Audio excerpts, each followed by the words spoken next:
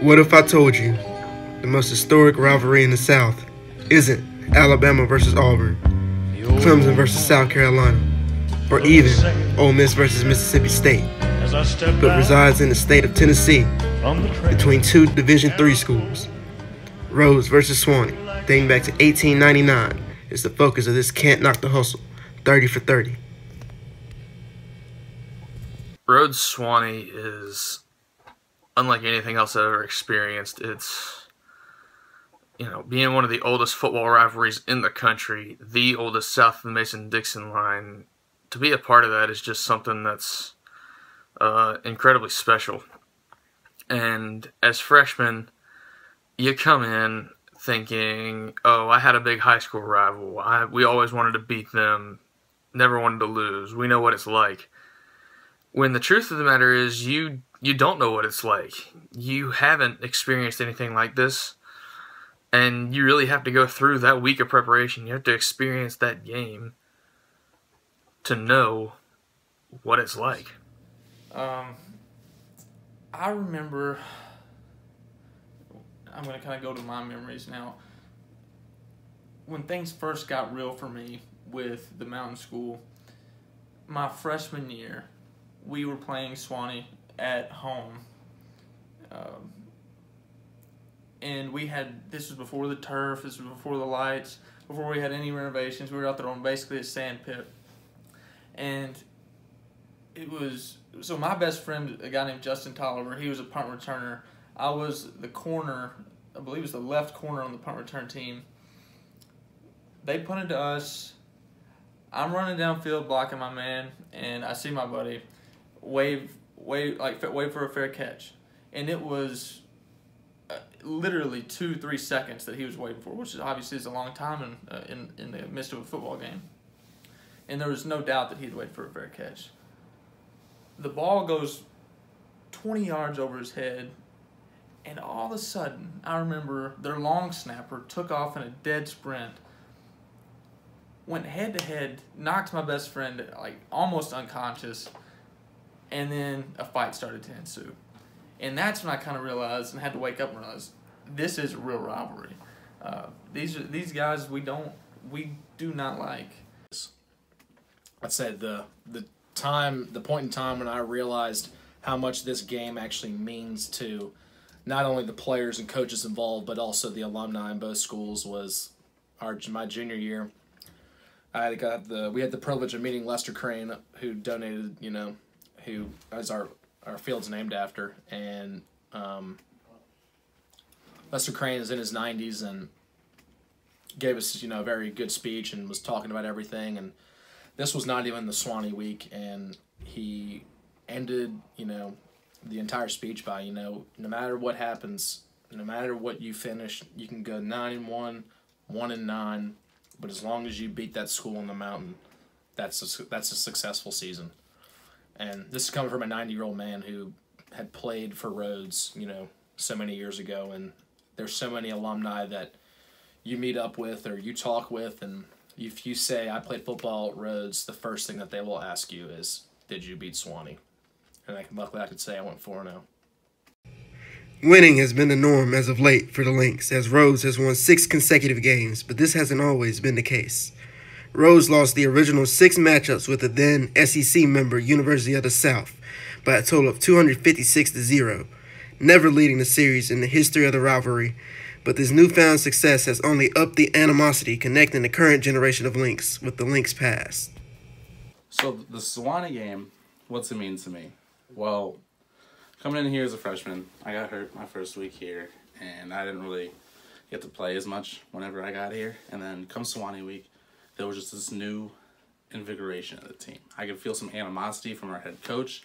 He was just MFing everybody because the year before, apparently they won on our field and they rang our bell, winning on our home field. And I was like, I'm not going to say it, but that's very disrespectful. And you got to think, how can some team just be so cocky and come in and do your tradition on your home field? So I was like, fine, I'm going to step up my play this week. And so I just started going in. I just started destroying our running backs in pass game and just really getting after them. And then I didn't even travel that year But we, as a team, like a couple of guys, we drove over to Sewanee because it meant that much to us to figure out what this rivalry is about, because we felt it all week at practice, but not being able to travel. It was a little disappointing not getting to go hang out with the guys and see the team, so we drove anyway.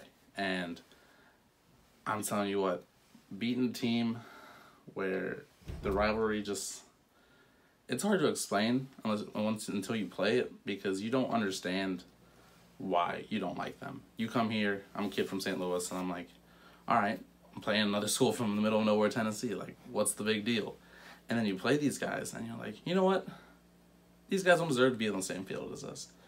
They don't respect us at all. If they're going to have, the 2 times that we've lost to them the past 10 years probably, they started a brawl the one time they won, and they rung our bell the other time they won. These guys have no respect for Rhodes, and so we should give them 0 respect back. Sewanee. It's a special game. Something I was happy to be a part of. Some memories I'll never forget. And some guys that I love to death. Yeah. All right. Favorite memory from my Sewanee game is my sophomore year. So I finally get to play against Sewanee, and we're tied, like, it's 2019 on our own, I'm going to say 43-yard line. And I'm playing will linebacker, Trey Hooper's at middle linebacker, and it's 4th and 1. Sewanee's like, screw it, we're going for it.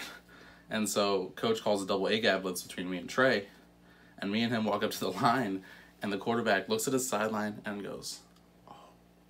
And he gets back into the center, and he's like, oh, he's going to run a cute sneak. So as soon as he says hit, I just pop the center back, and Trey jumps through, tackles him for a loss. He fumbles the ball. We recover.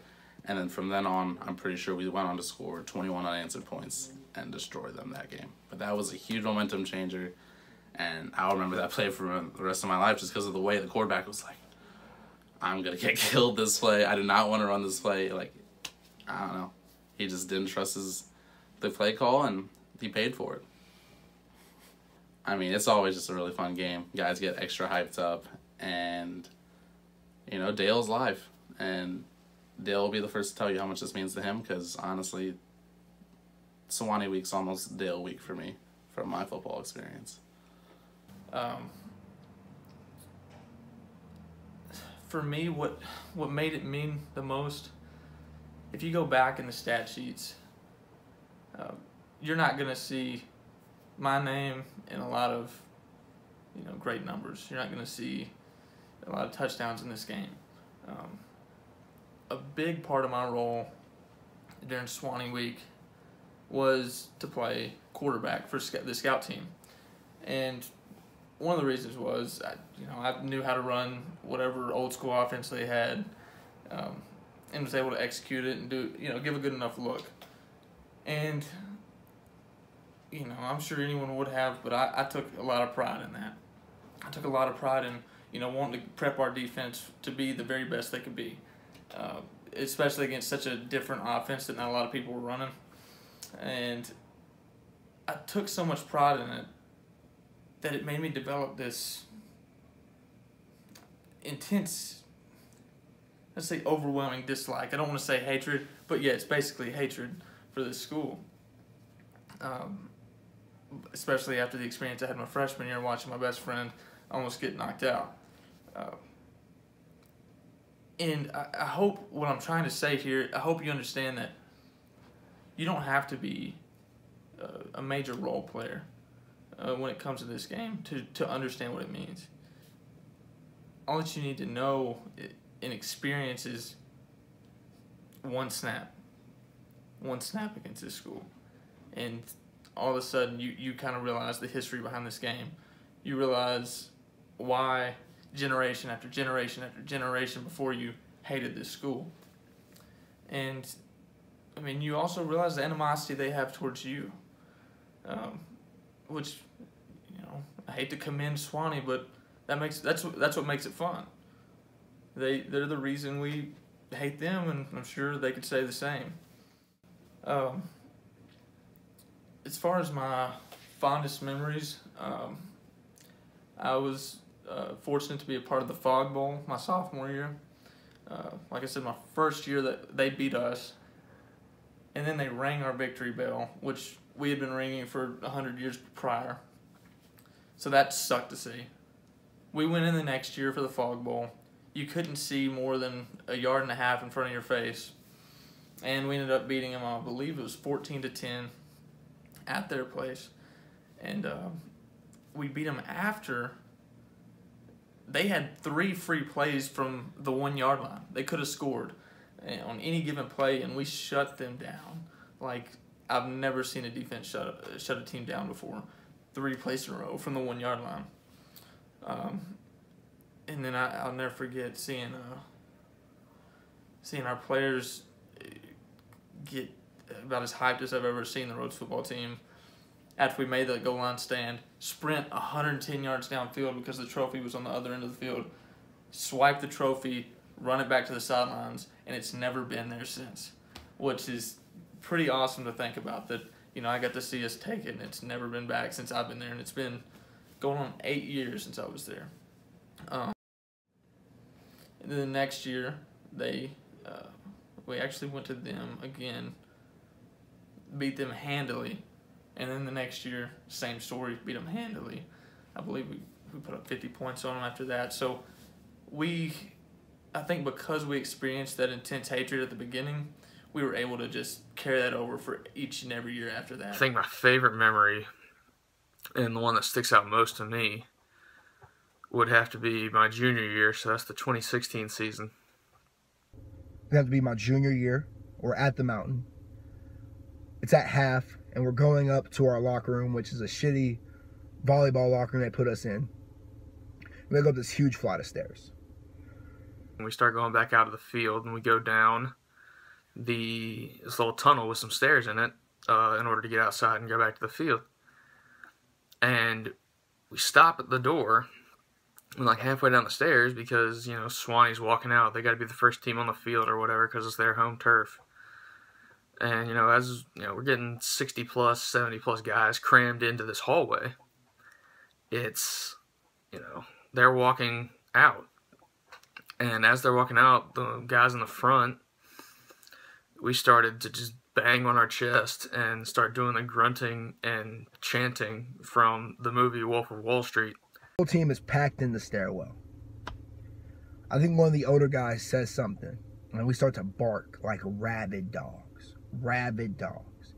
And before that, you could hear Sewanee chirping in their locker room.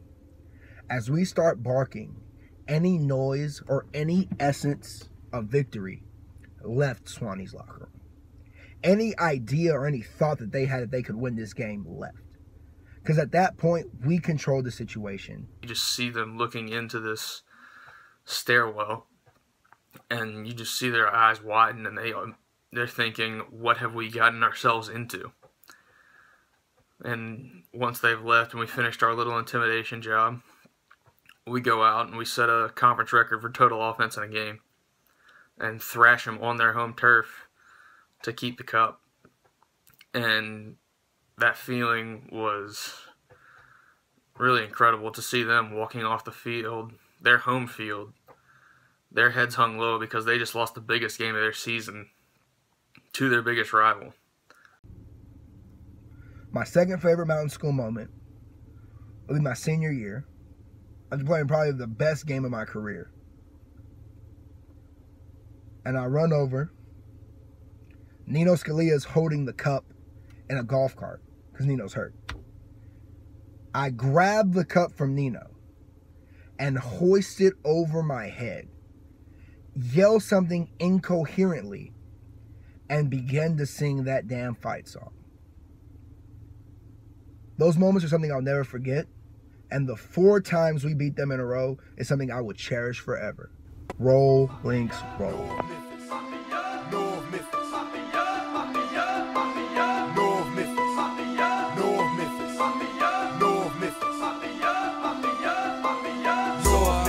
To the hood, man. Take it back to the hood, you know? Yeah. I went to the short end of Hyde Park, man. You know what I'm saying? Bet my D-slash going down.